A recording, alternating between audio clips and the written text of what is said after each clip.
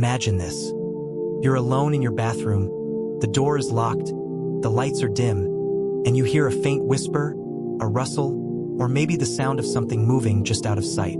You brush it off as your imagination, but what if it's not? What if there are unseen beings sharing that space with you? Today, we're diving into a topic that's both fascinating and unsettling. The presence of Jinn in your bathroom. These invisible beings are part of a hidden world that exists alongside ours.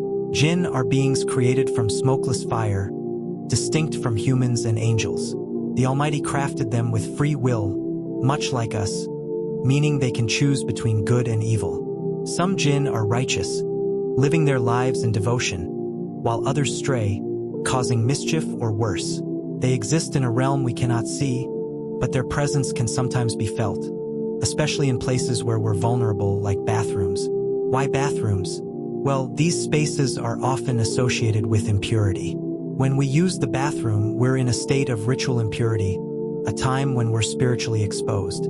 Jinn, particularly the mischievous or malevolent ones, are drawn to such places. They thrive in areas where cleanliness and spiritual vigilance might be overlooked. It's not that every bathroom is a hotspot for Jinn activity, but the nature of the space makes it a place where they might linger, waiting for an opportunity to influence or disturb. Bathrooms are private, often isolated, and places where we let our guard down. The teachings tell us that these areas are frequented by Jinn because of their association with impurity and solitude. When we enter a bathroom, we're often alone, perhaps distracted, and not in a state of heightened spiritual awareness. This makes it easier for Jinn to whisper doubts, plant unsettling thoughts, or even cause small disturbances, like that eerie feeling of being watched.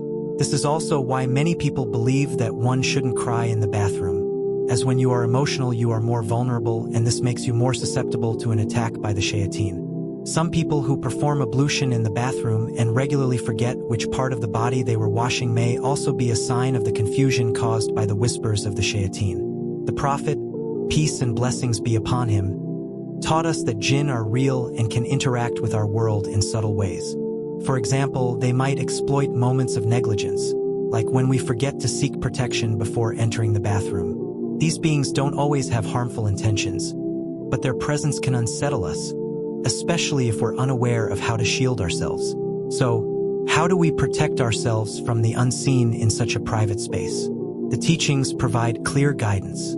Before entering the bathroom, we're encouraged to seek refuge with the Almighty from the malevolent Jinn. This simple act of remembrance is like locking a spiritual door, keeping unwanted influences at bay. Say a short prayer, asking for protection from any harm or mischief. Once inside, maintain modesty and avoid lingering unnecessarily. Beyond prayers, keeping the bathroom clean is vital. A tidy, well-maintained space is less inviting to mischievous Jinn. By combining physical cleanliness with spiritual mindfulness, you create an environment where Jinn are less likely to linger. The presence of Jinn in your bathroom isn't something to fear, it's something to understand. These beings are part of the Almighty's creation, and their existence reminds us to stay vigilant, not just in the bathroom but in all aspects of life.